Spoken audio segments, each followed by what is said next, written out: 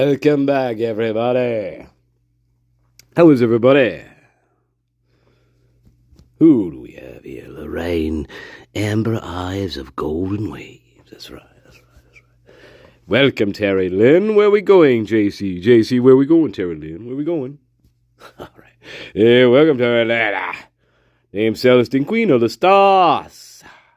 Always Polaris, Solaris. Polaris.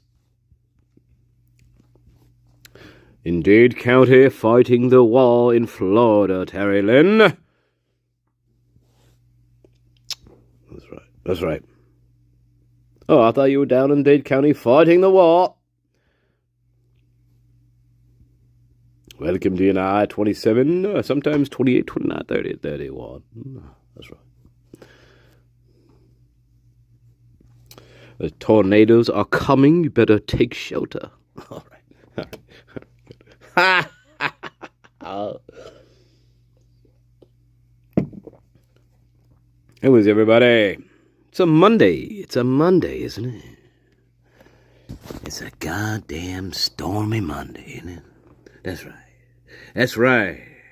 You know what this is. Oh, wait. Hey, did you see thing 42? All right. Hey, don't forget about thing 42. Just don't forget. All right. Yeah, I love you. All right. I am the greatest. Anyway, you got a burn pile there. Hey, what else you burning there besides leaves there, Terry? All right. Hey. Your secret is safe with me, baby. All right. That's right. It's secret with me. Hey, I can keep a secret. Let me tell you. I can keep a secret with the best of them. You know what I'm saying? Hey, as long as I get my $1 million, I don't give a fuck whatsoever. All right. Thank you, sir. Is Nancy Guthrie still bugging you and shit? Oh, you wouldn't fucking believe it. I mean, we've been out here 5 days. Savannah won't let her in, and I say, Nancy, I think this is futile. And she's like, she says, Stanley, leave me alone. Get my bags, get my luggage. Get the horse and buggy. I mean, she is 84 fucking years old. You know what I'm saying? All right. Thank you, Stanley. Thank you for the update. Glad to know she's still outside her daughter's house. Thank you. Thank you very much. I'll be here all week. Thank you. It is a new candle. That's correct, a good observation on your part. It's a new candle. It's a white candle, signifying pure light in this disgusting little case. Pure light. Is anybody home?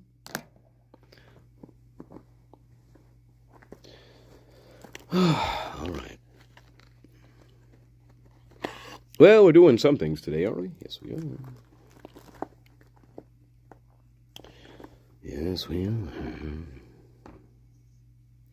are. Please see my PayPal and Venmo account. That's right. You can donate anytime. You know my gimp leg will love you for it. So, anyway.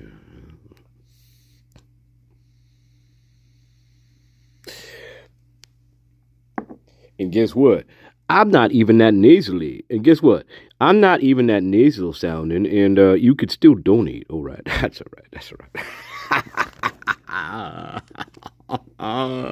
Yeah. Hey. Well, no, we ain't gonna talk about that. Anyway, I was gonna go on a ghetto rat rant and rave. All right. Now look, I got PayPal, I got Venmo, I got Cash App, I got there's a new app out called Ghetto App. I got Ghetto App. You can just Ghetto at me, okay? All right. No, yeah, all right. Hey, I got a bum fucking leg here. Garden, did you know I had a bum leg? All right. Thank you, Tyrone. No, I don't think the guard knew you had a bum leg. I don't think so. Now they do. Yeah, I had a bum leg since 1909. Would you believe that? Yeah, 1909, I had a bum leg. All right, thank you. Oh, yeah, wow. Boy, you guys are really, you guys are on today, aren't you? Jeez. Tough crowd today, tough crowd. All right. Tough crowd today. Wow. Tough crowd, Dame. Tough crowd, Dame, today. All right. All right. What the fuck? All right. All right. Quick break, and maybe I'll get into a topic. But maybe we gotta change the mood a little bit. Jeez, wake up. Wake up. I know it's Monday, but wake up. Don't be sleeping on me. Don't be sleeping on me, Dame Dam. And all the sirs and the dames and Mrs. John and Ellie, you know, my sleepy UK war partners here. Yeah, they always sleeping.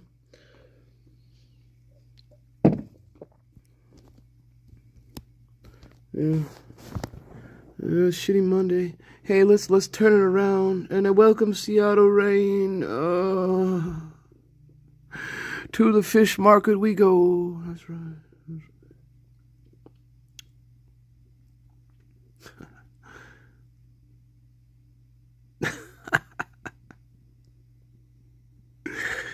Okay. Hey, I gotta go out. Yeah, you're right. I have to go out the creaking door because Master Nature's lazy and he doesn't know how to use WD-40 or nothing. So don't forget thing 42. She'll rip your face off. Don't forget thing 42. She'll rip your fucking face off, literally. All right. All right, baby. Yes, she will. Her and her associates. All right.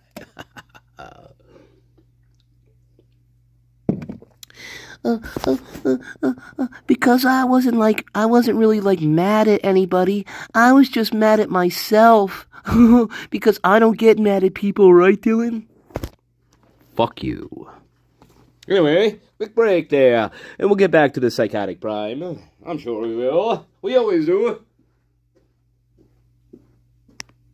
Hang on, I gotta count the stops. Hey guys, hey Gordon. I have to count the stomps on my way out the door. Count them for me. Can you count them? I'm counting the stomps. Ah! Moscow, you fell for that. You inbred fucker.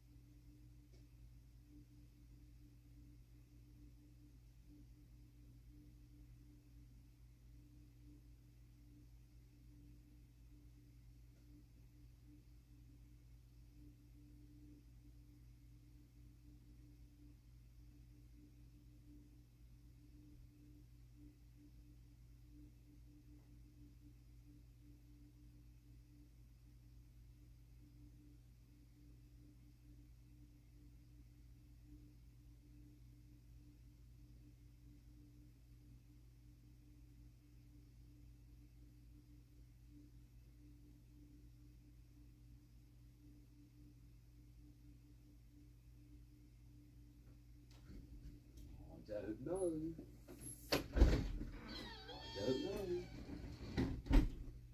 It must have been some kind of threat, I tell you. It must have been some kind of threat. Must have been some kind of threat. Boy, oh boy. Because you're still gonna roll the dice. You still gonna roll the dice. Do you understand me now, fool?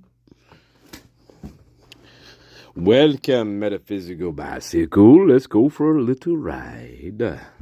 I love that name, by the way. It's a stormy Monday.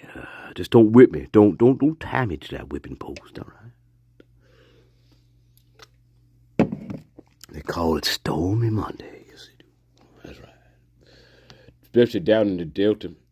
Oh, by the way, oh no, I gotta say some stuff for when Mrs. John and Ellie get here. We have affectionately now nicknamed them Fish and Chips. All right. It used to be Double Trouble. Now it's Fish and Chip. All right, here we go. That's right, Fish and Chip. Hey, I'm gonna start with this little gem. This is gonna be a hodgepodge of things today. Hodgepodge. All pointing to the same thing, right? That there was never really an investigation. People are acting. Yeah. All that. Brian Kohberger pleads guilty. Why does he plead guilty? I don't know. But they certainly didn't have the evidence to back it up, though, did they? Well, he pled guilty, so therefore they must have had evidence, Master Nature. No, that's a false assumption, my friends.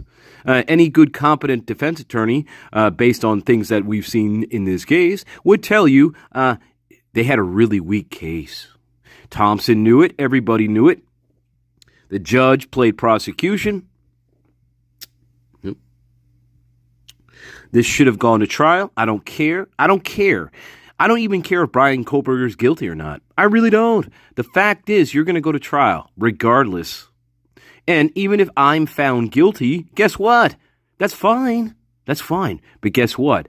I have more now that I went to trial and I was found guilty. I have actually more appeal. I have more appeal power than I would if I just pled guilty and signed off on no appeals.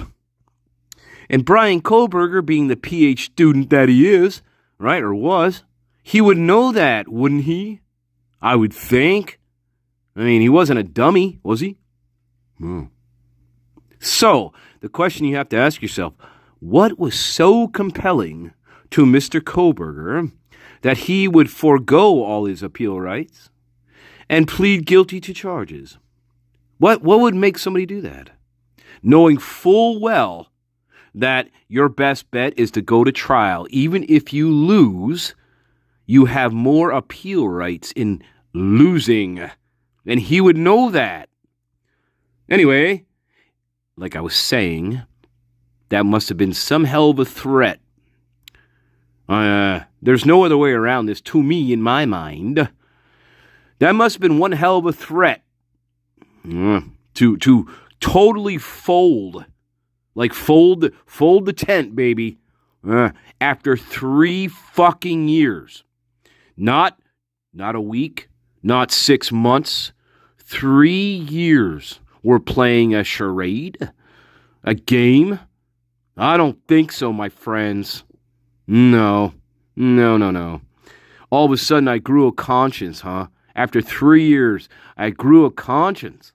No. Not me. Absolutely not. But what would compel me to just completely fold my hand? I had a lot of aces in that hand, by the way, but what would make me fold it? I don't know. Probably a greater threat than I probably was expecting. A greater threat. Something greatly threatened me, and it would take a lot to threaten Stanley, believe me. So it must have been really something. It must have been something. I'll tell you what. Yeah. Suck on that, Cox. Anyway. Yeah. Anyway, how is it? Well, hey, let's forget what. Let's just talk about you. How is everybody? Let's forget this shit for now. I'm over it all. Wide lip, wide eye. Fish and Chips, that's right, Fish and Chips. That's their new nickname. It used to be Double Trouble. Now we rebranded. Hey, D&I, we rebranded, and now they're Fish and Chips. All right. Probably down in Gulliver's somewhere. All right. And if Gulliver's is not like a real thing in the UK, it should be. We can make a fortune off the name alone. Remember, I told you that. Anyway, but nobody listens to the greatest of all time. That's all right. We get there. Here's what's gonna hey God, here's what's gonna happen. I'm gonna stop making videos one day. In 5 years is gonna go by, right? And people are gonna like rediscover Master Nature's videos, and they'll be like, "Holy fuck, this is the greatest thing I've ever. This is the greatest guy of all time. Greatest thing of all time I've ever seen. Yeah, that's how it goes up here. That's how it goes. You know, I released Purple Haze Part 1, and I got Purple 2 in the vault here. And that's what I'm going to do. I'm going to wait 10 years. I'm going to release Purple Haze Part 2, 1907, right? And be like, oh my God, this is the lost fucking masterpiece that we all been fucking waiting for. It's like the Prince's Black album and shit like that. All right. Thanks, Tyrone. Hopefully you won't go down that road, but we'll see. Yeah, Deny, well, yeah, because you're a replicant, and replicants always crack. You're a replicant, so you're gonna crack eventually. All right. I gotta put fucking Decker on your ass, all right? I told you I'm the greatest of all time, so don't fuck with me. All right. Hey, we're gonna start with this. All right, guys, before we take another break, because I know you're all thrilled, all 9 of you. So, welcome. This is I think this is Jesse Wattis, and this is Steve G talking about 2 perpetrators. Let's give you an indication that Brian Kohberger was targeting them specifically. No, I think there's some timing advance records that kind of lead me to believe that it was another person that they were looking for. I mean, Matt might have been part of that, but there was 2 individuals. But there you go, my friends. There you go. He just told you. All right. Did you catch that? Oh my God, Mrs. John. It's Miss Fish. No. You're the chips part of things, aren't you? Oh, my God, Mrs. John. Boy, are you in for a ride today. I hope you're settled in. I hope you got the fireplace cracking. Crack-a-lacking. Mrs. I hope your fireplace is crack-a-lacking. You got a nice little bird in the oven, and blood sausages are probably somewhere in the house. All right. MD, oh my God, do we have to do this now? Crack-a-lacking. Hey, Mrs. John, when you cook over the hickory fire,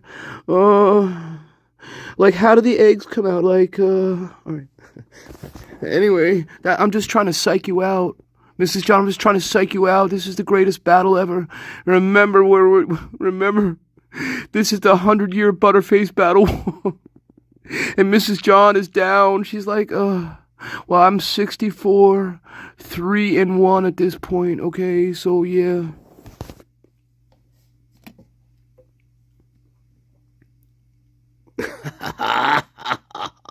Oh my God, I bet you drink it, dude.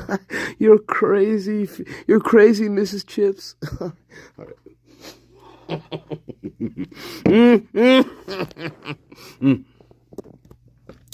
We're gonna watch this again though, because they asked him about Brian Kohberger first, and he said, well, not really.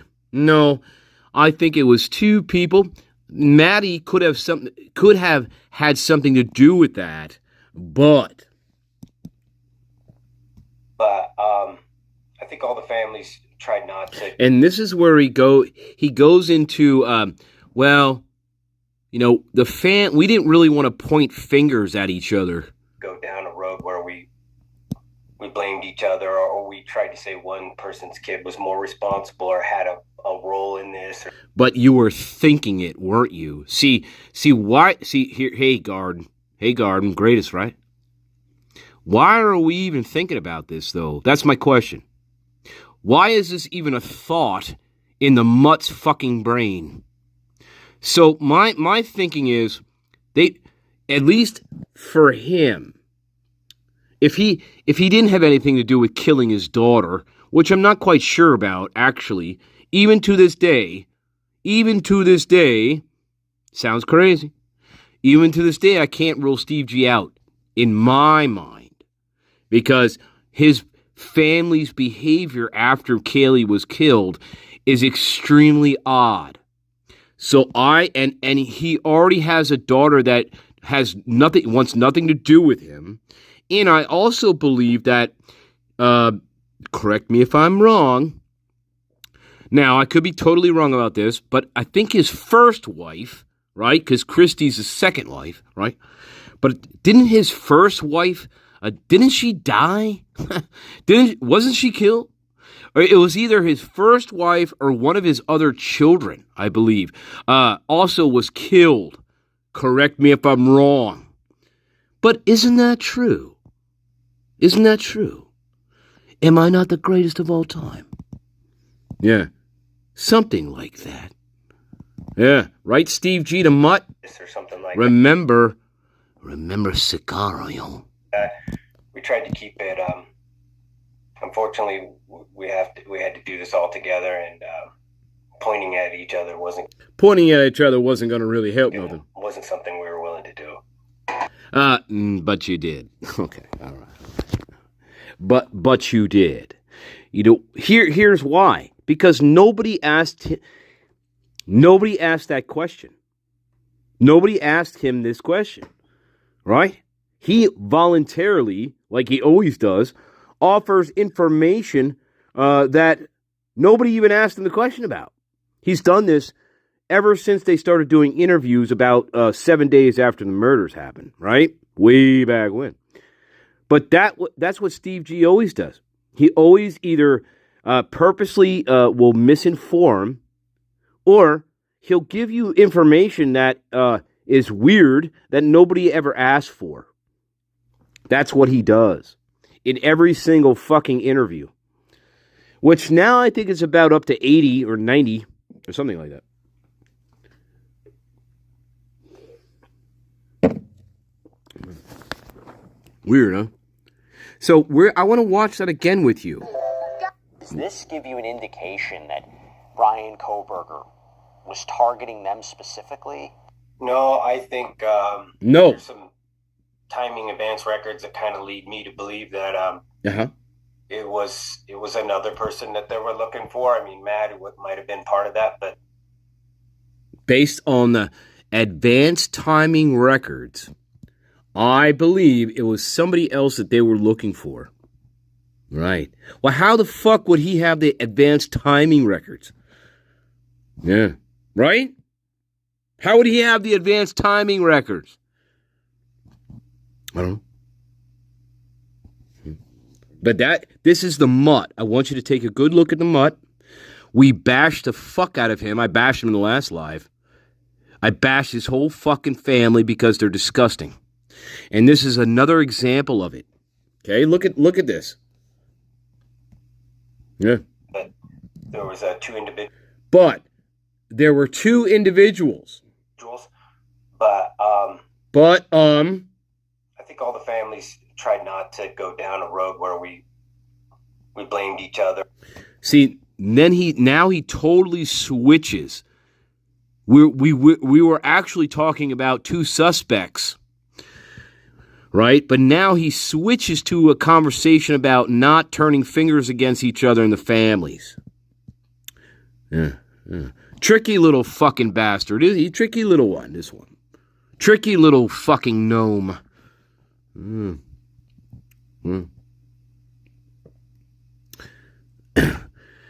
Because the way he why, Master Nature? Because the way he speaks is very informal. Excuse me. Let me back up. The way he speaks is very formal. He's not talking about two of the girls. He's talking about two suspects. Based in his little world on advanced timing records. Which I don't believe he would ever have at this point. Could be wrong.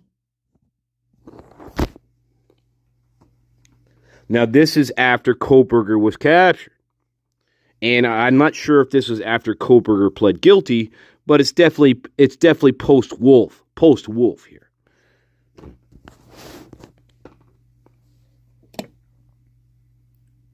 Welcome. I tell you, you're missing the greatest live ever.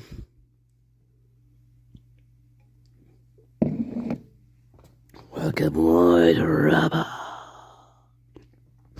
White Rubber. You better run for the roses.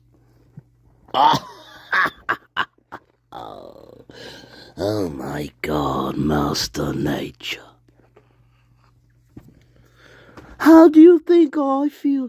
I've been standing outside my daughter's home for the past... This is Nancy Guthrie. I'm coming at you live in front of my daughter's house. Keep knocking, bitch, but you can't come in. All right. Yeah, this bitch been ordering out 84 or not. 84 or not. All right.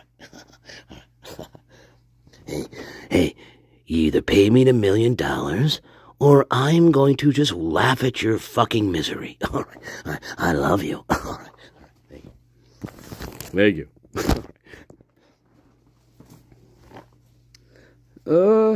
Hey, Mrs. John, are you still here? Did you fall asleep? Welcome, Dame Celestine. Dame Sophia. I'm sorry. I'm hallucinating. Welcome, Queen of Wisdom.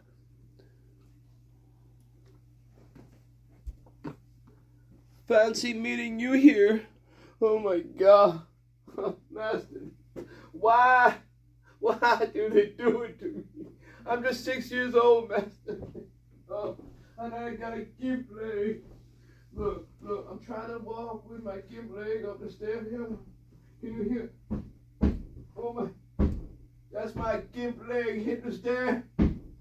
Oh, my fucking gimp leg. Oh, please work. Why can't you work? You fucking gimp leg. Oh.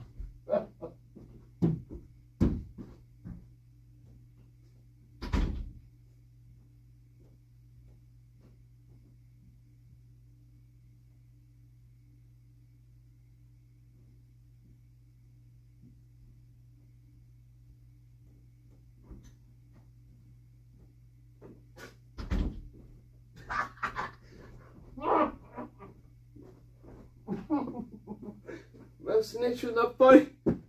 Can't you hear it? I can't even sit down without kicking the desk. Bah! Oh my God.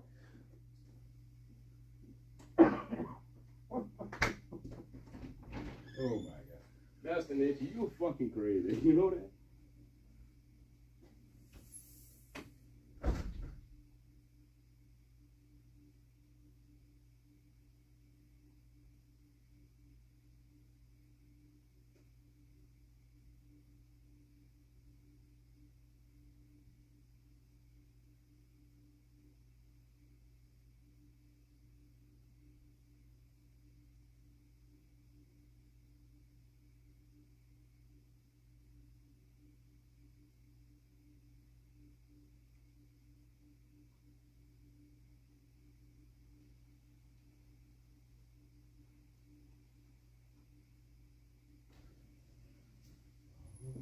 Whoa.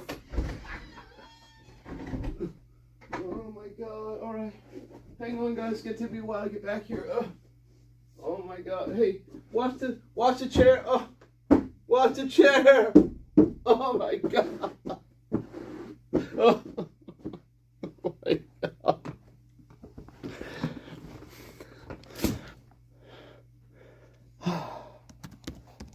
Oh dear. Oh dear.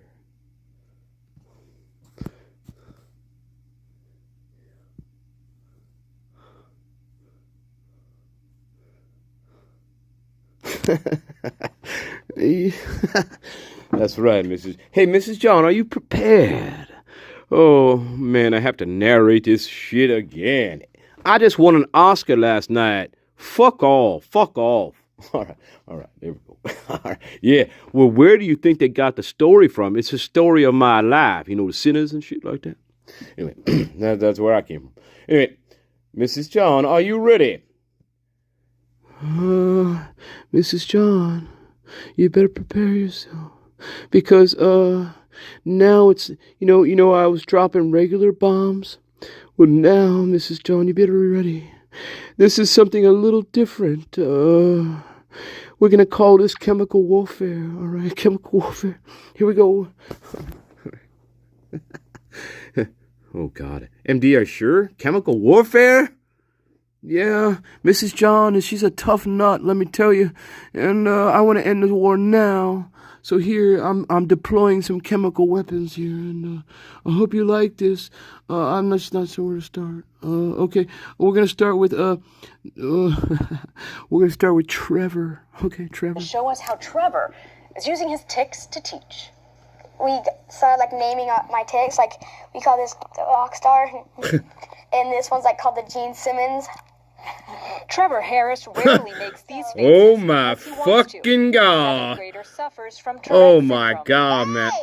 That'd be tough. for Holy any fucking 12-year-old, mama. But it's especially tough when you're a military kid who moves Hey, a lot. Mrs. John. Last year's transfer took him away from his friends in Tennessee and forced him to start over in a new school in Virginia.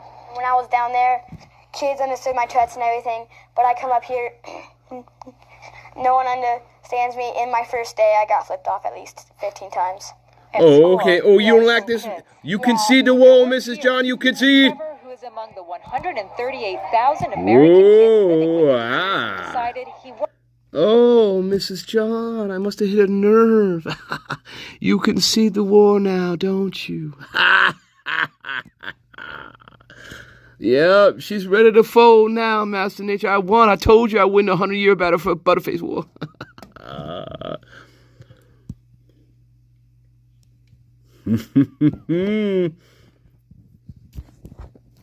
I told you it was chemical warfare. You didn't believe me. I told you I switched my tactics up. All right. I told you. MD never loses, even though I'm 6 years old. Oh, God, who's this? You think I should cook next for her? Okay, let's go.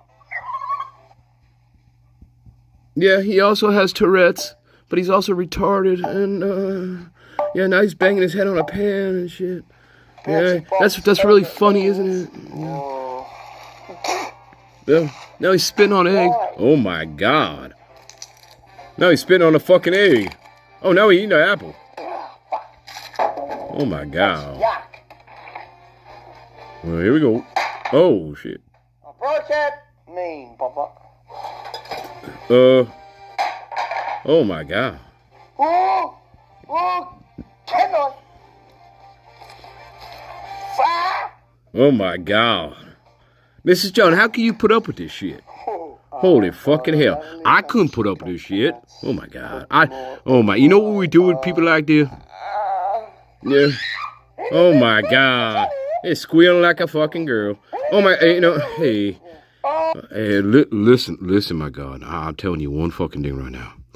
If that thing walked into my fucking, in my grass shack area, you know what we fucking do to this thing? I'm just saying, Mrs. John, look, yeah, there's a lot of graves nobody knows about in the Delta. Okay, I got a sinking feeling though. Things like this, they feel them. Okay, why? Because we didn't want no fucking bubonic plague going on in the fucking in the Delta here, and well, I told you about that. All right, guys, all right. Jesus Christ. It's a stormy Monday. I don't need no war. Oh no. Cock! The Black Jackal, Karate Kick, Power Force, and Bendable Neck. Asshole! Cock! Shit! Dumb shit! All right, Thomas, maybe we should go? All right, Mom, bitch! Ass bitch! Here, let's buy you a nice toy to take home.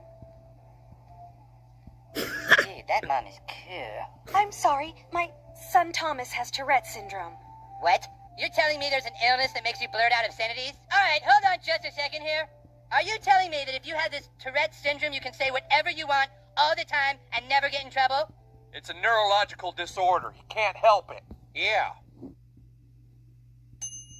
It started about 4 days ago, and every day seems to get worse. Lizzie! Oh. Lizzie! Cock! Oh, shit! dear. I was checking out the internet, and it almost seems like his symptoms are like those in something called Tourette syndrome. Tourette syndrome? What is that, Mommy? Butthole! Titties! Bowels! That doesn't seem likely. Tourette's is a hereditary disease. It doesn't just suddenly start. Cocksucker. Don't worry, young man. We'll make sure everyone understands your disease and gives you the compassion you deserve. Oh, that's awesome. Thank you, faggot. All right. I love you. All right. Here we go. Here. Hope you like that. Hey, when we get back to a hammer it here, now I have to prime you. Hey, Mrs. John, we'll get back to that wall just in a second here. But I have to prime the garden here. I guess I'm the default fucking narrator. Isn't that right, Master? I guess I have to fucking narrate everything, you lazy fucking cock. But anyway, yeah, I guess I have to fucking prime the garden now, because we're going to be entering the electric church here. And, like literally and figuratively, like in a minute here. But I have to prime you with a little electric church music. So, hold on to your hats. Hold on to your fucking hat, all right? Whatever, if you're wearing a hat, hold on to it here.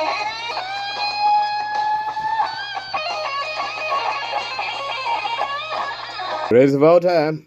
Anyway, what are we doing? Oh yeah. We got to take a quick break, but then we're going to go to a real electric church, and we're going to hear people.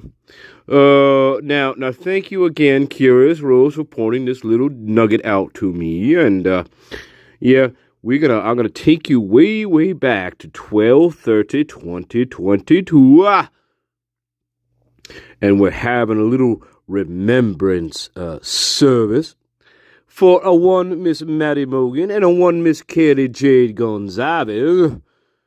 Yes, way back to the electric church, baby. Now we're gonna play a little game when we go back to the electric church on 12:30. We're gonna play Spot the fucking macaroni for these fucking inbred fucking mutts. Right, Steve G? Or do I need to refresh people's memory? I am the greatest of all time. My name's Stanley, and I have the #1 spirit radio station up here in the spirit realm. It's called SRR #1. That's right, Spirit Realm Radio #1. And you ain't gonna fucking forget it.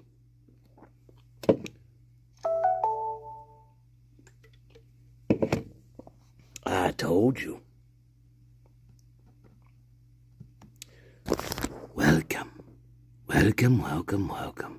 Don't be afraid. Don't be afraid.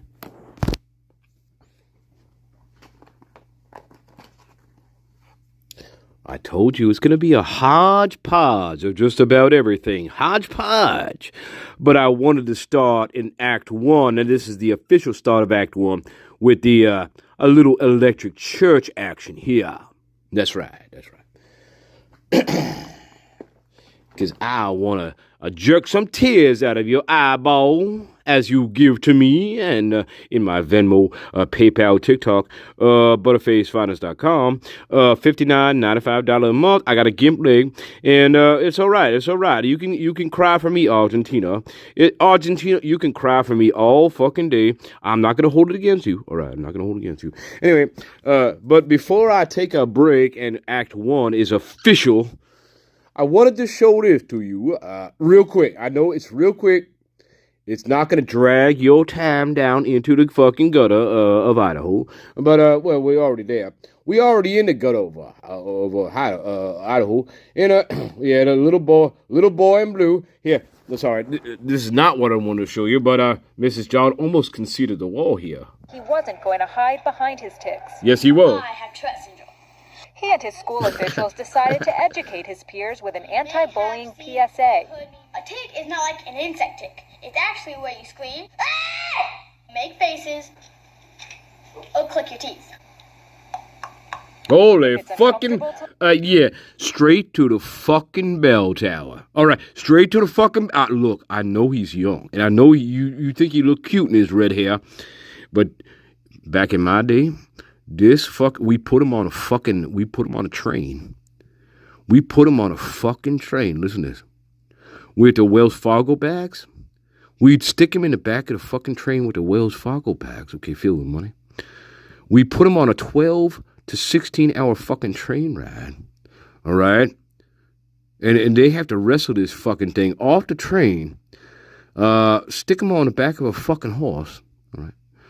And then they shuffled his ass up 25 stories to Bellingrade Tower there in you don't want to know where it is, but we called it Bellingrade Tower. That's where we stuck these little fucking people. Yeah, hey Mrs. John, do you concede the warrior? You fell for that, didn't you? Now imagine you're sitting in a dirt classroom with this thing is next to you, right? The teacher is like, hey, Johnny Rotten, spell cat for me, Johnny Rotten. And this fucking thing next to you is fucking like chattering his fucking teeth, like doing this shit. Don't you want to beat his fucking ass in? Because if you spell cat wrong, guess what the teacher in 1905 is going to do to you? The teacher is going to come over to your desk with a fucking licorice stick, and he's going to beat your fucking ass in with a licorice stick, all right? All right? Because Johnny Rotten next to me is chattering his fucking teeth all. No, we put these fucking people in the bell tower, Bellingrade. Sometimes we called it the Bell Grove, and sometimes we called it the Bell Witch Grove. All right, yeah, that's where we shipped them off to. We shipped them off to the Bell Witch. All right, that's right, Mrs. John. You know what I'm talking about now. All right. Oh my God. And JC, hey Terry Lynn, JC is on a prowl, baby. JC is on a prowl, baby. Don't. Let's not get things mixed up here. All right. Yeah, JC on a prowl here. That's right. Oh my God, Masternature. Yeah, well, you never studied at Cambridge because you're a fucking asshole.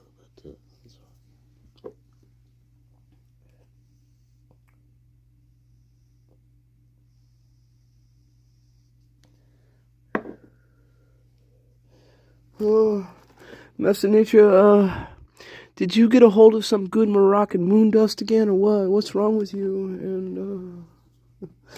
And you're really happy for fucking Monday, and it's fucking raining and shit. MD, look, I got a new candle. The garden's here. What more do I need? Nothing.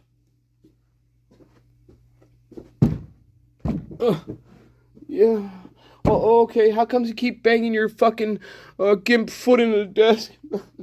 Oh my God. Oh, ow.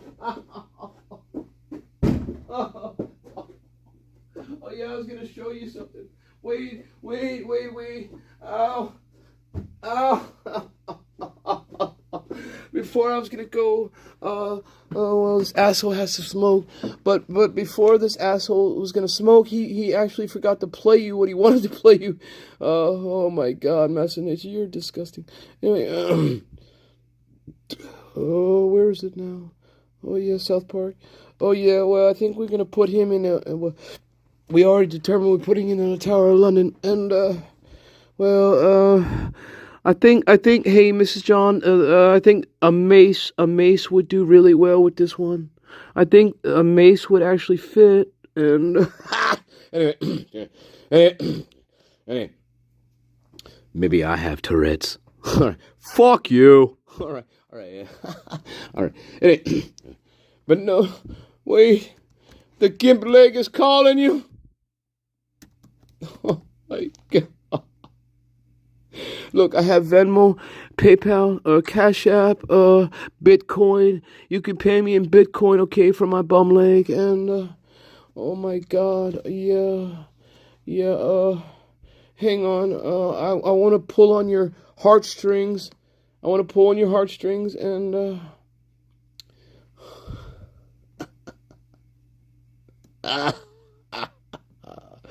oh my God. Well, you are the greatest, aren't you, Masternature? Absolutely. Fuck yes, I am. Where is it? Oh, yeah. Oh, wait, where is it? I can't find it. Oh, my God. Oh, no. Don't go away from me, Argentina. I still love you. Yeah, hey, hang on, guys, hang on. Here.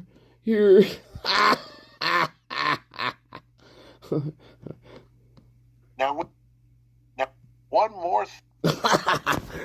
Are you ready? All right. Pray for my leg. Thing about Dylan with text messages with her dad, Brent Mortensen. He sends his text at around 11:30 a.m. right before the 911 call would be placed. There's something about catching up with her, and then would it be better to call at 1 o'clock or 2 o'clock? We've been through this. Hey, we already talked about it. Well, hey, Mrs. John, what's the difference between that and our little chef we've been watching? I don't know. I would have sent them all to the fucking bell tower. You understand that? They're all pretenders and losers. Aggro. Welcome, Dame Deb, Queen of the Bays. Aggro. You know what I mean. That's right. Yeah. If you want to lose your money, you're going to bet on Sonny. You understand that?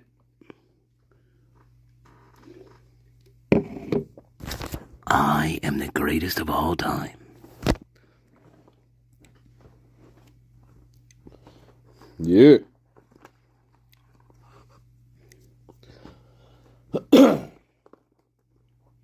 Anyway, I gave you 30 illusions in 10 minutes. I love you. That's an illusion. Illusion.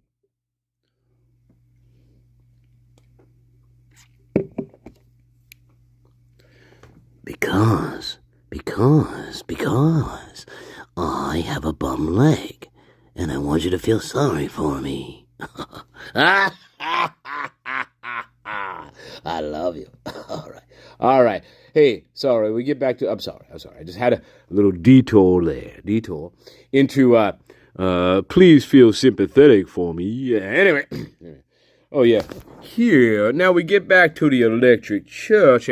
Now, that is Miss Maddie, and that is Miss Kelly Jade. And you know where we're at now. You know where we are. Right? We got a nice little drum set there. Nobody playing the drums, unfortunately. Hey, Ginger Baker should be actually jumping up on it. And or playing this fucking a nut again. Let's play Spot the Similarity. What does this character's bulbous hair have in relation to all the other bulbous hairs in this case? Remember.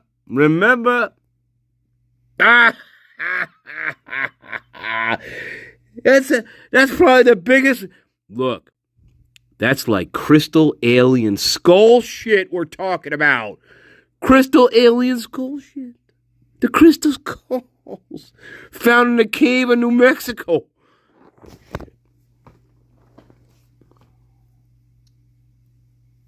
Yes, there was. Dylan and her dad texted. Yes, there was. About, I don't know, not too long before supposedly the 911 call was made.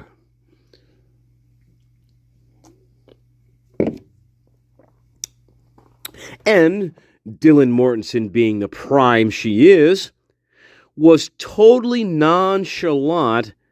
We talked about this before little Gimp boy here put this little thing out, all right? We talked about how nonchalant the text message was, considering that you're scared out of your mind, you're traumatized, you are in a frozen shock phase, and we respond to her father as if nothing happened. That is Dylan Mortensen, the prime suspect. I mean, I don't know how many other pieces of information that you need to make that determination. But that is classic Dylan Mortensen. She is totally disconnected from the context of the situation. because she is the situation. See? And because she has a myriad of psychiatric problems at this point, yeah, it makes sense that she'd be disconnected from the context, fully aware of her actions. See? Yeah. But that totally fits her psychological profile. Totally disconnected.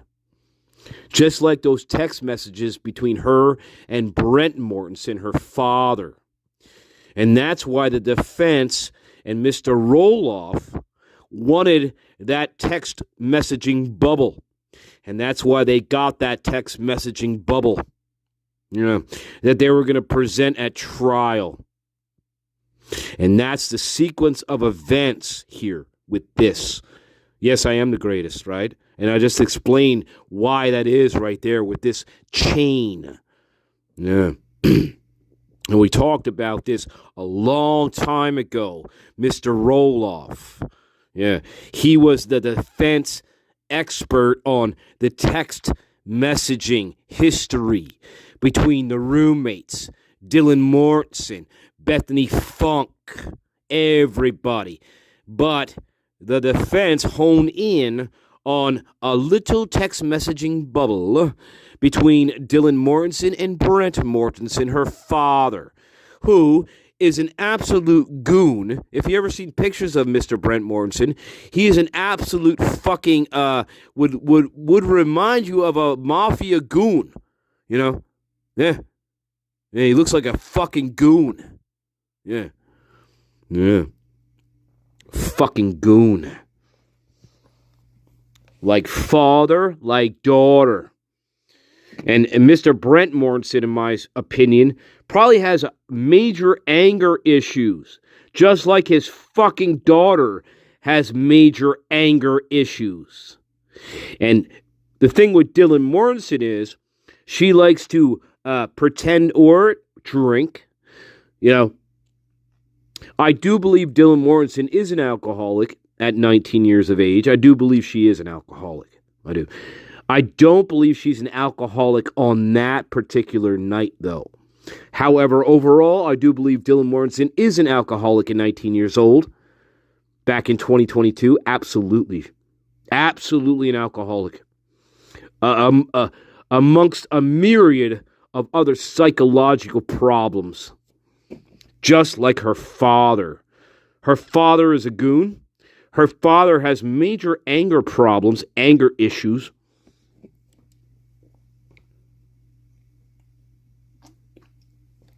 And that's where Dylan Mortensen got her little revenge kind of thing.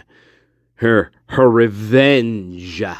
Because nobody's going to disrespect me, you understand? Nobody's going to put baby in a corner. Like they did to me on Halloween night. Yeah. Nobody's going to disrespect me like that. Not these fucking people. Not only that, but Dylan Mortensen was absolutely jealous of Kaylee Goncalves. She was 100% jealous of Kaylee for a myriad of reasons. Number one, Kaylee had a beautiful car that she just bought, by the way, and Dylan Mortensen never had a car. Dylan Mortensen was not driving. She did not have a car. That was probably by design, by the way, because Dylan Mortensen probably couldn't drive due to her psychiatric conditions, right? However, Kaylee buys this beautiful Range Rover, and believe me, when Dylan found out about that, in combination with the humiliation that she suffered on October 31st, 2022, you better bet your fucking tits that Dylan Mortensen had enough. She couldn't drive. She was psychiatrically impaired. Yeah. She was an alcoholic. She pretended to be other people's lives. We talked about that at length. She liked to borrow other people's life experiences and put them into her own life, which they never happened. So, and once Dylan found out that Kaylee got this beautiful Range Rover, I think that in conjunction with Halloween, I think that was enough for Dylan Mortensen. I really do. I think that, I tell you what, it doesn't take much. It does not take much when you are that psychiatrically disturbed. It's not going to take much to light that fucking fuse and blow that bomb up. We've seen this over and over again in murder cases and in homicides. You know, all it takes for one unstable female, all it takes is for somebody to go after my boyfriend. That's all it takes. And Dylan Mortensen, we're talking about 30 to 30. I'm going to listen to me. I'm talking about 30 to 50 separate markers which prove to her being the prime suspect. At least 30 to 50 markers. All it takes is like 2, by the way, when it comes to female homicides, females killing other females. It's really only a couple markers. Dylan fits about 30 of them. She does.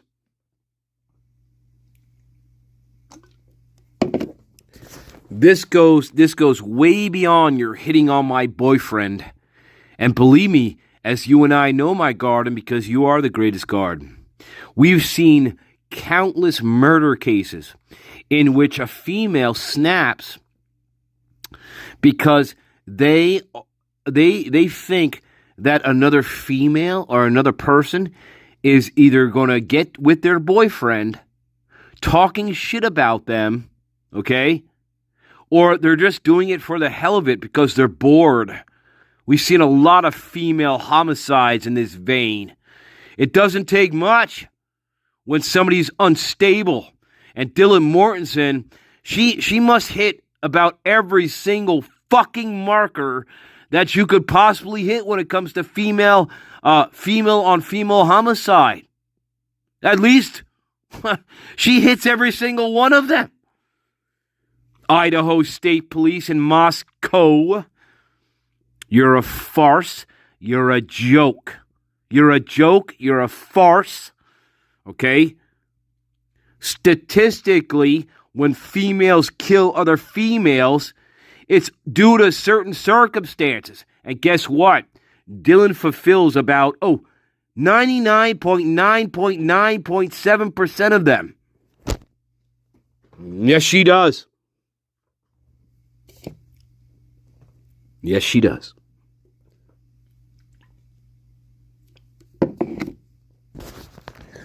Kaylee and Maddie didn't want anything to do with Dylan Mortensen. They were older than her. They didn't want anything to do with her fucking psychotic drama. They were ready to graduate. They wanted nothing to do with her. You understand that? Dylan tried desperately to mimic Kaylee, especially. Dylan especially liked to mimic Kaylee's life. She wanted to be Kaylee, all right? She was jealous of Kaylee. She wanted Kaylee's automobile. Yeah. Dylan was extremely jealous of Kaylee. Yes, she was. Kaylee was everything that Dylan Mortensen could never be. Pretty, popular. She had money. These are all things that Dylan suffered with and struggled with. Yeah. Right. I'm telling you right fucking now. You wanted the best, you got it. I'm telling you, I'm fleshing out for you why Dylan Mortensen is the prime. I've told you this from the very beginning of this channel. I'm giving you the psychological components of this. Yeah. You only really need a couple. Jealousy and envy. Yeah. Dylan Mortensen fills like 20 to 25 holes here. She's the only one that survived, supposedly, against the lone wolf. The lone wolf looked her dead in the eyes and walked out the house. That's not going to happen. It's not going to happen. Why? Well, a million reasons why. How does, let's say Brian Kohberger, we're talking about the lone wolf, right? Brian Kohberger. How does Brian Kohberger know, after he just saw Dylan Mortensen face to face, how does he know as he's walking out the sliding glass door? How does he know that Dylan Mortensen just didn't pick up her phone and dialed 911? How does Brian Kohberger know that? He wouldn't. So here is my question for people in denial against the wall. Why is everybody a psychic in this case? Including Brian Kohberger. Kohberger's a psychic, apparently, because how would he know that the minute he walked out that sliding glass door, after leaving Dylan Mortensen alive, that she didn't call 911 right there and then? How would he know that? People in denial have no answers for these questions. You're not a psychic. I'm the psychic. So let me again ask people in denial. How would Brian Kohberger know, after seeing Dylan Mortensen face to face in her own testimony, how would he know the minute he didn't walk out that sliding glass door that she would be on the phone with 911 having police come to the house in that very moment? How would he know that? He wouldn't know that, would he? Nobody can answer that question either, Dylan Mortensen. But you can, my love. You know why? Because you're the prime suspect. And these events that you lie about, it's impossible for them to have happened. Impossible. Impossible. How would Brian Kohberger know that the minute he stepped out the sliding glass door, that police weren't there waiting, surrounding the house? How would he not know that? How would he know that? Why? Because according to Dylan Mortensen, she was face to face with the lone wolf for several minutes, or a minute. And Bethany Funk confirms that information in her interview. Yeah. And guess what? That never happens in a quadruple murder case as bloody and violent and vicious as you and I were told it was. Dylan Mortensen would never live. The only way that Dylan Mortensen lives is if, A, she is part of the plan, she is the prime suspect, and she knows exactly who the other perpetrators were in this case. That is the only way that Dylan Mortensen lives logically. Because Brian Kohberger is not a psychic, right? So again, people in denial, explain to me how Brian Kohberger is a psychic. After he was face to face with Dylan Mortensen, they locked eyes together, they looked at each other, right? For at least 30 seconds, right? And he doesn't do anything to her. After bashing in Kaylee's face, after stabbing Santa Carnodal 50 fucking times, he doesn't touch Dylan Mortensen. It doesn't work. You people are sick, in denial. You need serious psychiatric help to think that that happened that way. You really do. I'm sorry. It doesn't happen that way. Dylan Mortensen is the prime suspect.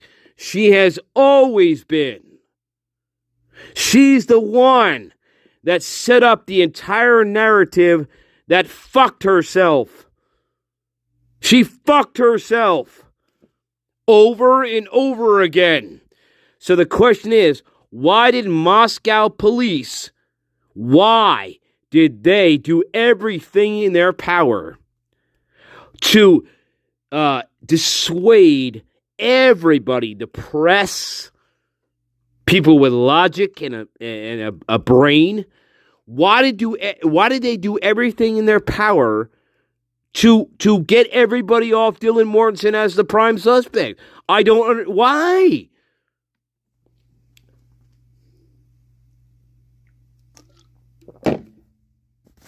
How many quadruple fucking cases have you and I seen on YouTube, on other channels, on wherever? A quadruple homicide. You know the odds of this type of homicide happening? We're talking quadruple homicide here. Not only are we talking about a quadruple homicide, we're talking about a vicious, fucking bloody, fucking all-out fucking war kind of quadruple homicide with a total stranger that has never been in the house before. He doesn't know any of the victims. There is no motive for the crime.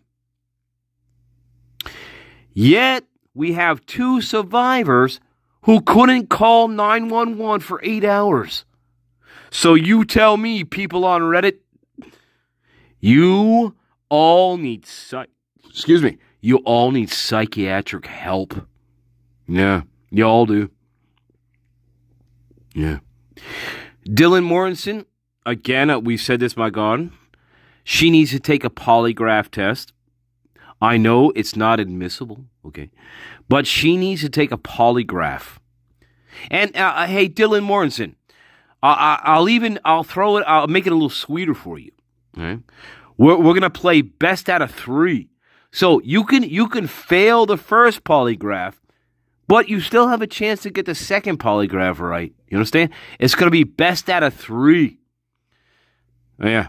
Hey, Dylan Mortensen, you need to take a polygraph test. Yeah, you do. Yeah, you do.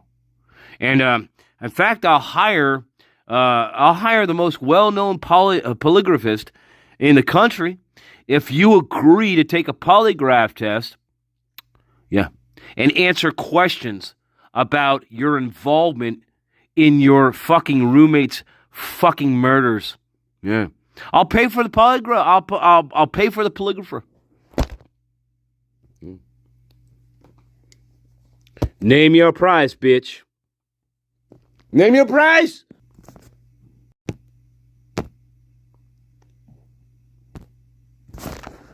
Name your price. I'm serious. I swear to God. Hey, Dylan Mortensen, I swear to God, I will pay. It's gonna have to be the most well-known polygrapher in the country. I will pay for him or her. All right.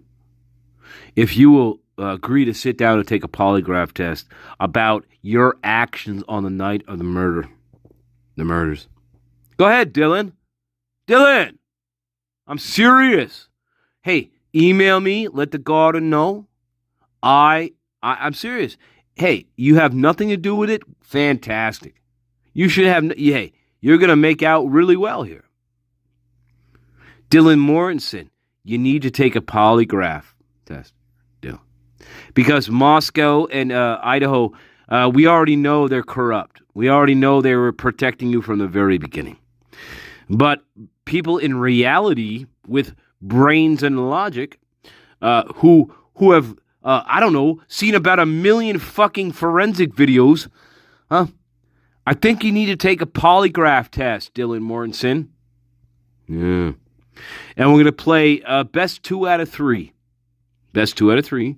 And I will pay for the best polygrapher in the country that has nothing to do with Idaho, okay, at all.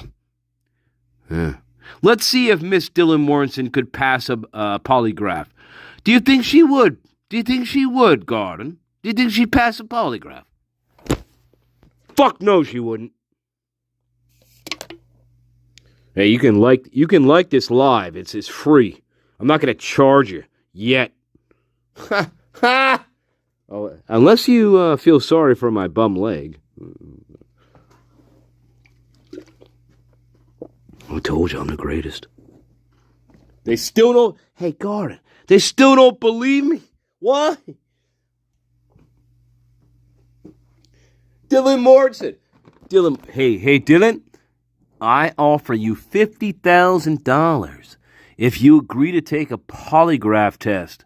Okay? All you have to do is email $50,000 to Dylan Morrison. If she agrees to take a polygraph test and answer questions about her behaviors on the night of the murders.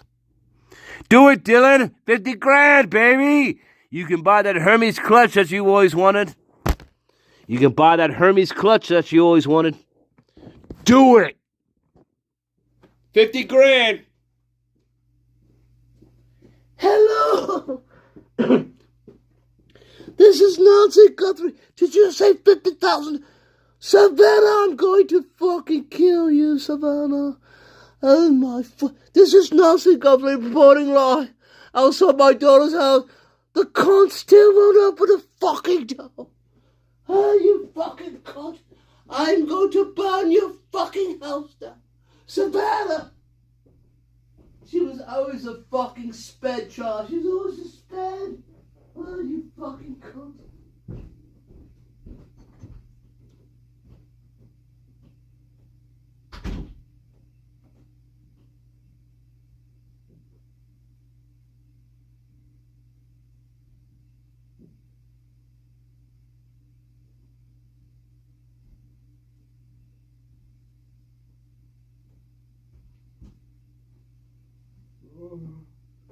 Oh my God, Master Nature.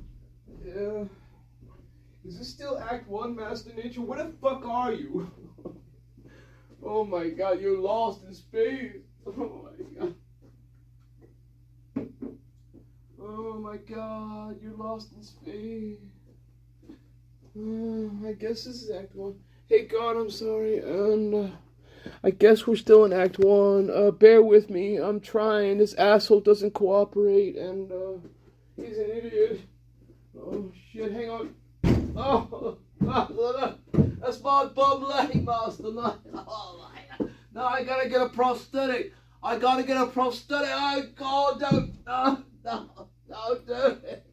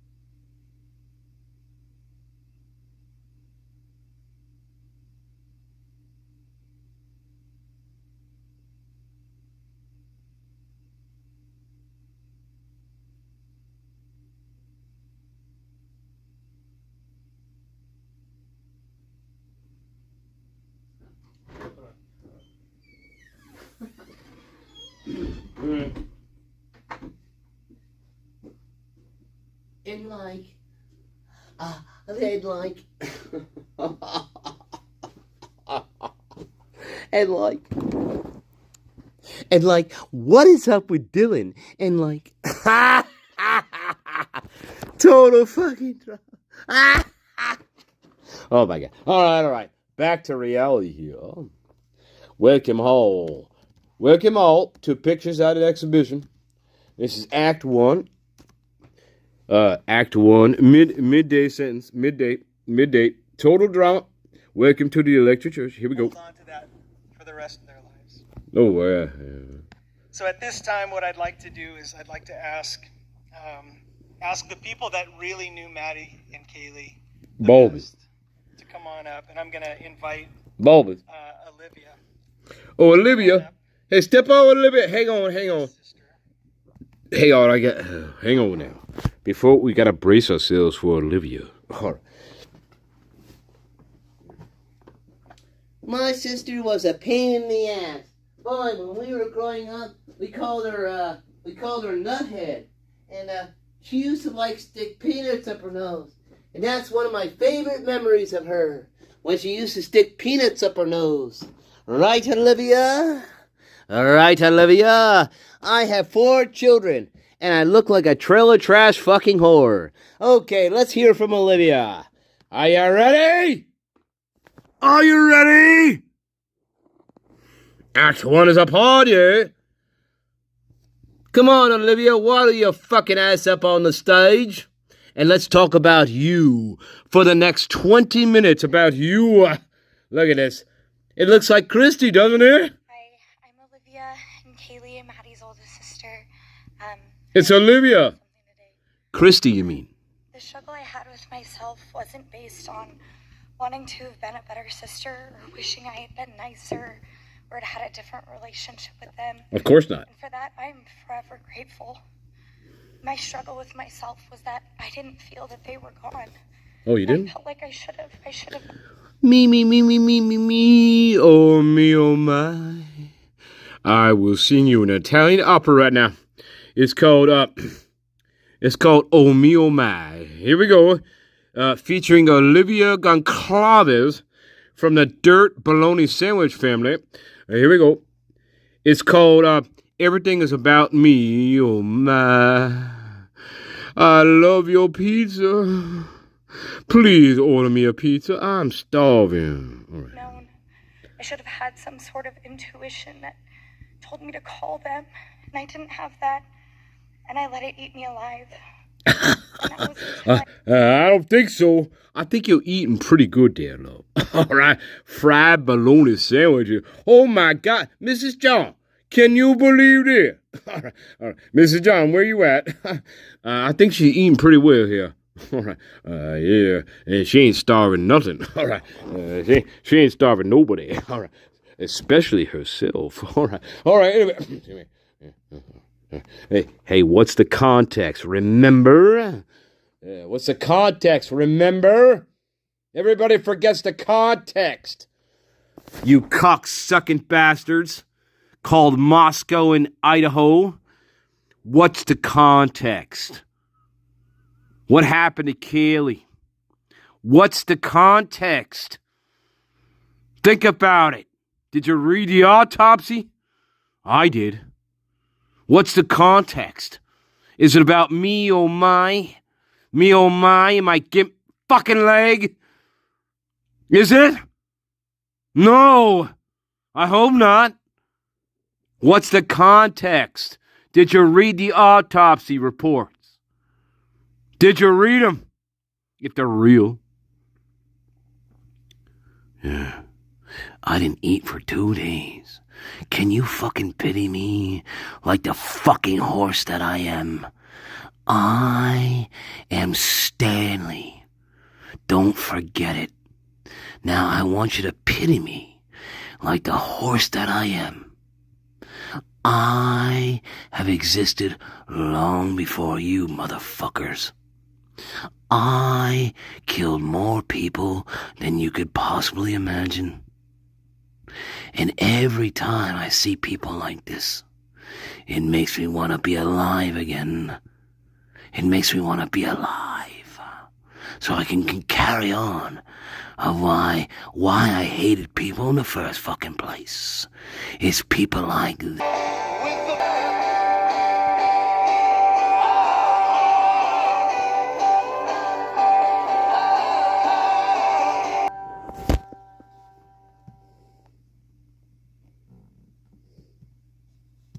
Until I realized I never felt that because they never really left.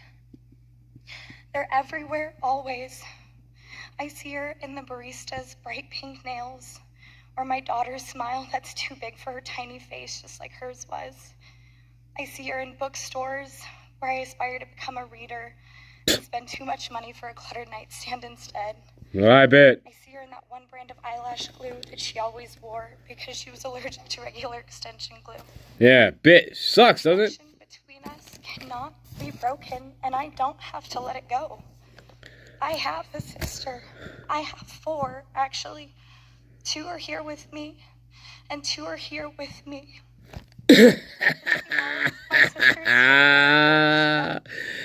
Two are here with me, and 2 are here in my heart. One is dead, horribly mutilated, and the other one is estranged from my disgusting father, called Steve Goncalves.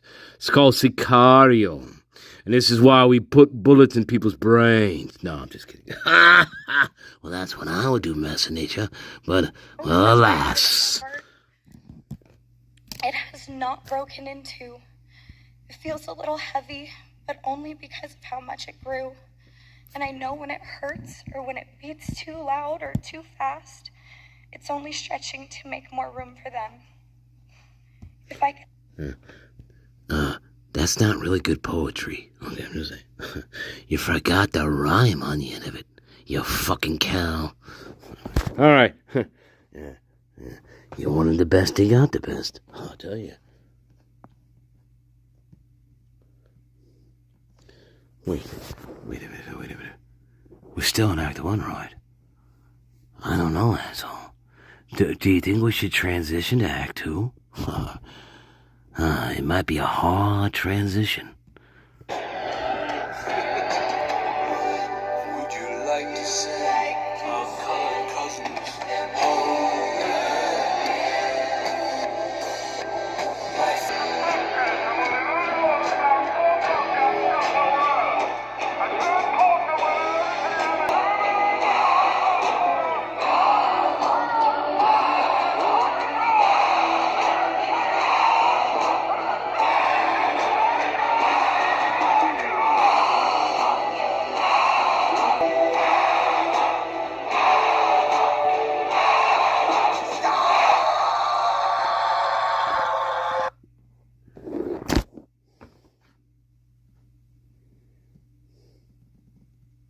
Now, we know that Murphy starts booking.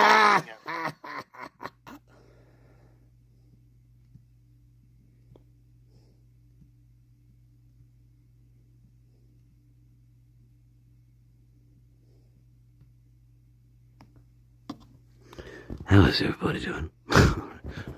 Are you still with me?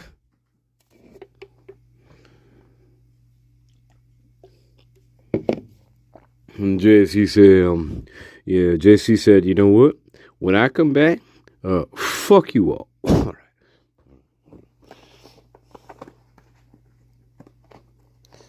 right. Yeah, that's called a revenge fantasy. It's called a revenge fantasy. It's all right.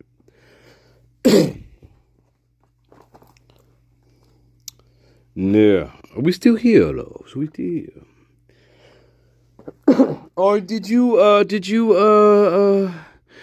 mutiny against me? And now you're on other people's lives donating money? What I just try to teach you? Don't you listen? But they're so compelling, Master Nature. They have Venmo, and they have PayPal, and they have cash. Oh my God. Master Nature, you got a lot of butterfaces out there. Holy fucking ball. I'm sorry, but, oh my, people are dumb. Hey, wait, hey. Oh God, we have to take another, you have to take another break again. Hold on. Act 2 is upon you. Is that what you said? You said Act 2 is upon you?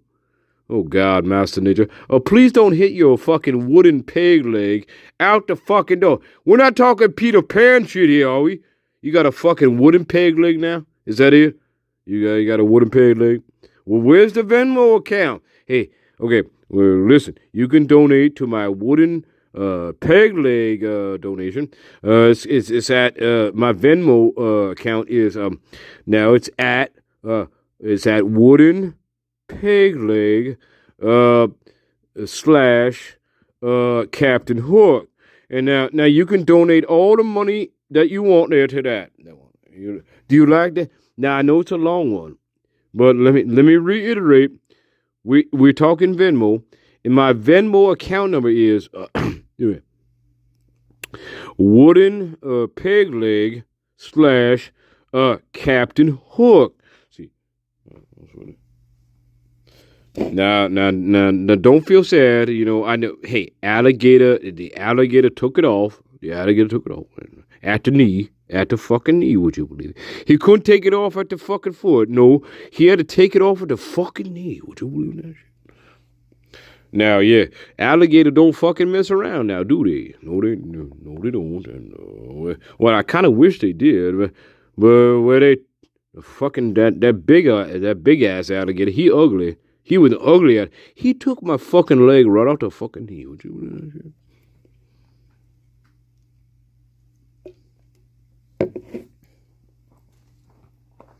I don't, Mrs. John. I mean, fucking hell. I mean, imagine bathing in a Britannia sun there, and a big fucking alligator come up on a fucking village green. The big fucking alligator come up on a village green. He bit my fucking leg right off at the fucking knee.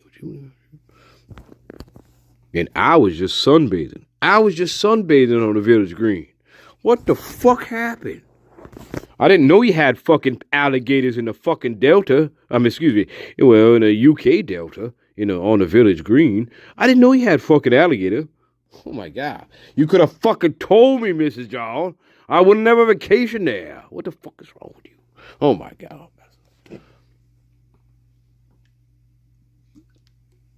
Yeah.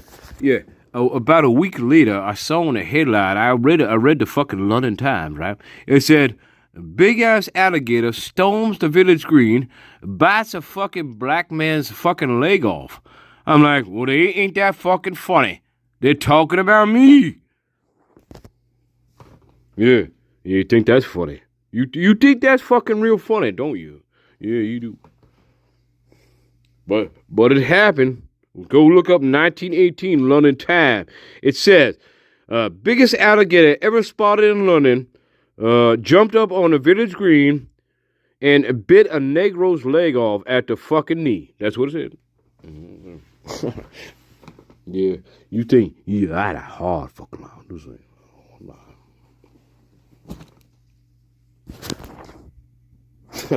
All right. Thanks, Tyrone. I didn't know that. Yeah, well, now you fucking know. I got a prosthetic fucking leg, Master Nature, thanks to a big fucking alligator on a village green in fucking London, fucking England, 1918. That's right.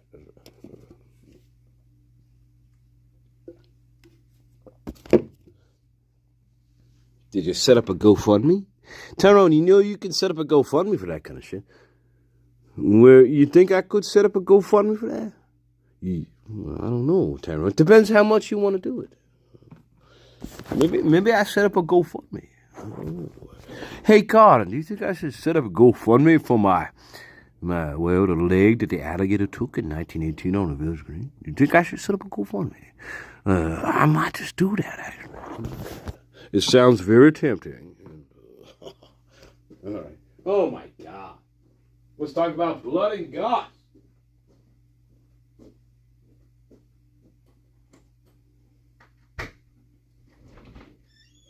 I'm the greatest of all time. Nobody can beat me.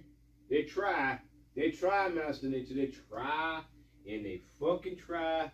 But nobody can outbox me. Nobody can outwit me. Nobody can outthink me. Nobody can outdo me. And the lady love me. The lady love me. So I must be the greatest of all time. That's right.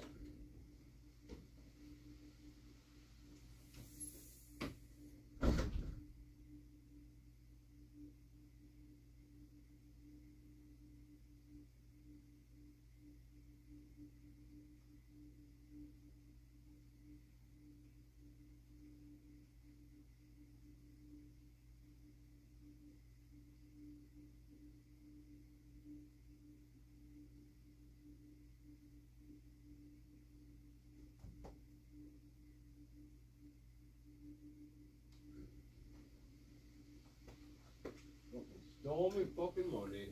I tell you what, Master Nature. Man, your realm sucks. It's storming every fucking Monday. It's storming fucking Monday. I tell you what. Man, I can see why you called it the fucking Mitchell. Man. Yeah, I seen there. It's about 10 hours away. Yeah.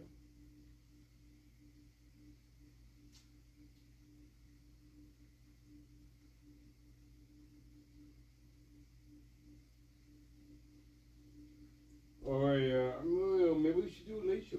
Hey, Masternature, do you think we should do a late show? I think the guards getting tired. They're getting fucking tired. Mrs. John's beaten in submission. And I don't know. She make me fucking fish and chips over the fucking hickory stove. And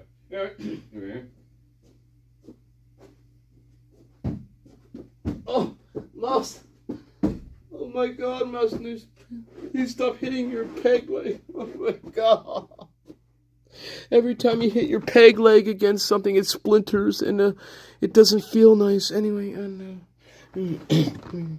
yeah, I love you, Garden, and please buy my book. It's coming out, and it's called The Little Boy in Blue, The Boy Who Flew, Part 2, and yeah, you know it, and well, it is what it is, I guess.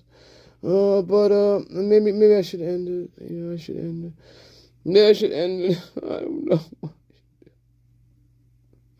Yeah, those phone calls came in, and I was like, I thought the bitch was crazy. I thought the prime suspect was crazy. Listen right after you see the spark plug. Pretty much, yeah. 419 and 420. Thing 1 and thing 2. You called her or she called you? I don't remember. It should show on your I don't know what that means. Hey, look. So she called. I love it. So you called her at 419. Hey. I love it. Why? Hey, my God. Hey. You want to talk about dumb? You want to talk about playing stupid? Let me just go back up. Just listen to this. It should show on your. No, we're 419 and 420. You called her or she called you? You called her or she called you? I have no idea. It should show on your phone. I don't know what you mean. Hey, thing 1, meet thing 2. Prime suspect 1, meet prime suspect number 2. Yeah, here we go. What? Right. I don't know what you mean. I don't remember. It should show on your phone log. I don't know what that means. It should show on your phone logs. I don't know what that means. But I made it home for Thanksgiving, so fuck you all. All right. So she called. So you called her at 419, and it was a 23-second call, and then she called you at 420, and it was 41 seconds.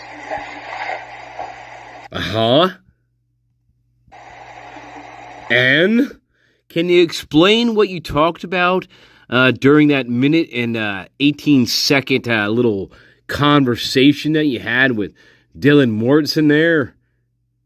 Hey, when you have her on the stand, when you have the Hobbit on the stand, by the way, Ann Taylor, you're going to ask these questions.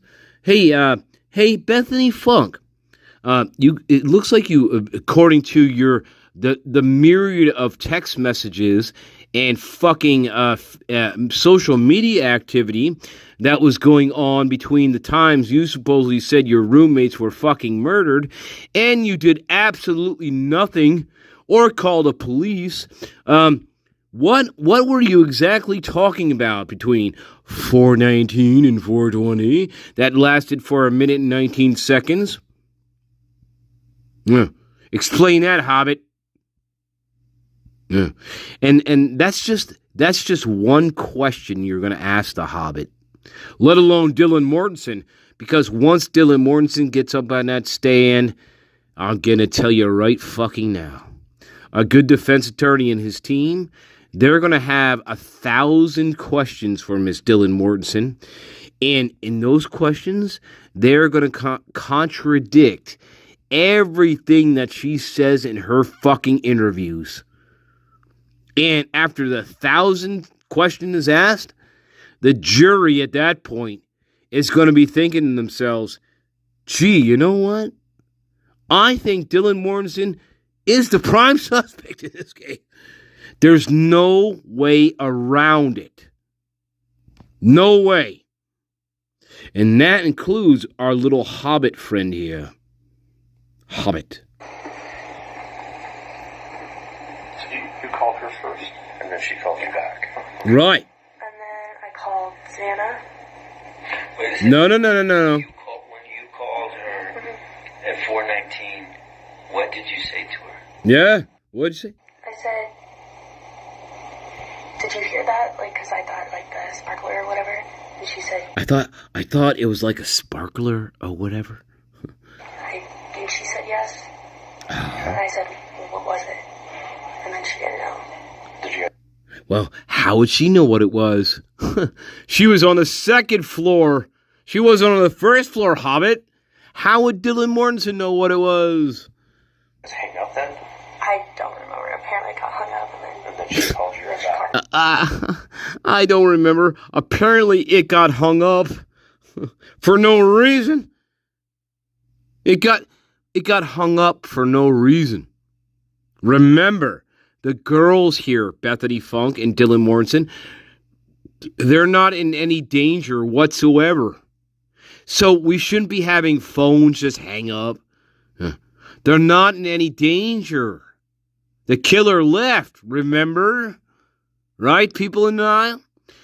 Brian Kohberger left. So why are we hanging up, calling back, hanging up, calling back? He didn't cut the phone lines. Okay. Yeah.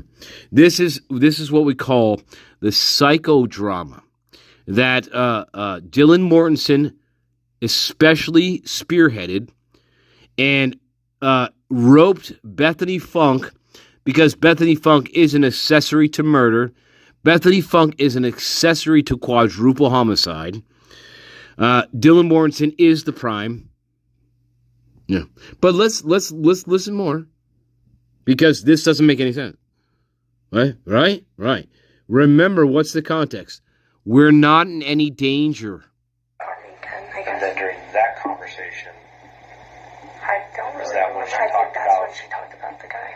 seeing someone in the house and that? Yeah, that's what I would imagine. We also had texts. Yes, you did. Is that when she told you that she saw someone dressed? You also had a lot of deleted messages. Yeah, a lot of deleted messages. I think, or from the text, I don't really remember. When did you, can you look at your text then to see if she texted you that information? To see if it was before that call? Was it before the call? And guess what? It wasn't before the call. Right? Hobbit? Right?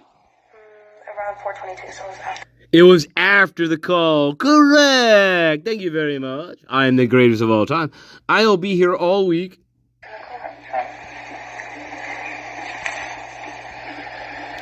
Right. That's when Dylan Mortensen, after speaking to Bethany Funk on the phone calls back and forth here, what are we gonna do? What am I gonna say? Right? This is where Dylan Mortensen comes up with the lone wolf idea. This is exactly the point of Genesis, where Dylan Mortensen decides, I'm going to go with a lone wolf, a man in a mask. This is where they cook this up. This is where this whole bullshit starts between these two. This is where they cook this story up. And ever since then, Dylan Mortensen ran with that story, even though it makes absolutely no sense at all. Between Bethany Funk and Dylan Mortensen's story, It doesn't match. It doesn't make any sense at all. Not at all. It doesn't make any sense. You're not locking yourself in a bedroom that is 3 feet from the front door for 8 hours because supposedly you're scared. It doesn't work. It never worked. That's why the media in the very beginning of this case, when Moscow are holding their press conferences, that's why the media jumped all over this. Because it doesn't make any sense. It doesn't work. You're not going to lock yourself in a room for 8 hours that's 3 feet from the front door because supposedly you're scared of nothing. You're not scared of anything. Bethany Funk's not scared.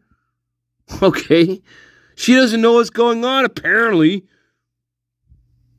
Yeah. See, again, the minute they decided to go with the story about locking themselves in a room, that's when they fucked themselves. Yeah. In a real homicide investigation, these two characters, Bethany Funk, Dylan Mortensen, they would have been arrested. Absolutely. Why? Because this story doesn't make any sense at all. Not when there's no danger whatsoever in the house. There's no danger. I'm not being threatened by anything. There's no Jason Voorhees or Michael Myers terrorizing me. I'm sitting in a room for 8 hours doing nothing but being on social media. Even though the Hobbit was so freaked out that she told Dylan Mortensen at 4:20 a.m. to run down to her room for no fucking reason. Bethany Funk, why did you tell Dylan Mortensen to run down to your bedroom when there was no fucking danger? You both should be under the jail. You're liars. You know exactly what happened. I am not telling somebody to run down to my bedroom when there's no danger. And I even admit in this interview that there was no danger. Because I say, I don't know what she was talking about. I don't know what she was talking about. Yeah. I don't know. I thought she was just fucking saying some weird shit. Okay, well, if you thought Dylan Mortensen, Hobbit, was just saying some weird shit, why the fuck did you tell her to run down to your bedroom when there's no danger? See how it works? People in denial. Are the wall? I'm telling you. Hey, I take defectors. Remember, but you have to get rid of your denial. Again and again and again. Why am I telling somebody to run down to my room? Come to my room, run down here. But there's no danger. Why would I do that? I wouldn't do that. Unless I was directly involved with the murders. Unless I knew exactly what happened. And I was trying to concoct a story that lined up with Dylan Mortensen's story, and it failed horribly. Yeah. Run down here to my room. Why? And Dylan Mortensen in her 11:17 interview says, well, I don't know why I was running down to the Hobbit's room. I just ran. That's not an alibi. That's not an alibi. I mean, God. Gee, I don't know why I'm running down to somebody's room. They told me to do it, so I just did it. But guess what? Not only do I say that, but I say, you know what? Hey, guys, I never felt I was in any danger whatsoever in my life. And that's exactly what Dylan Mortensen said. I never felt like I was in any danger.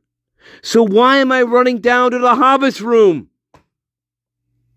And why is the Hobbit telling me to run down to her room when there's no danger? Bethany Funk, Dylan Mortensen, you need to be in jail. You both should have been arrested immediately. And I'm offering $50,000 to both Bethany the Hobbit and Dylan Mortensen the Prime to take polygraph tests and pass them 2 out of 3 times here, because 2 out of 3 ain't bad, all right? I'm serious. Bethany Funk and Dylan Mortensen, they should have been arrested under the jail at this point. Their story makes no sense. They tried to corroborate their stories together. It failed horribly. Taken together, the stories make absolutely no sense. And as you and I know, my garden, having watched thousands and thousands of forensic videos, we know this scenario is absolutely ludicrous. It's absurd. It never happened. They tried to cover themselves. They came up with a really ridiculous story, right? And Moscow police, they are not homicide detectives. They're a bulbous inbred plague. They never investigated the roommates, even though they were the prime suspects. Right? Right. In the very beginning with the press conferences, the Idaho Independent Press, they knew something fishy was going on. They knew it. They knew it right from the beginning. They knew it right from the beginning. And these inbred cocksuckers like Chief Fry and Brett Payne and Thompson, these cocksuckers knew that their story was in trouble. They had a really bad story on their hands. And they try to protect Dylan and Bethany from their own crimes. Fuck you.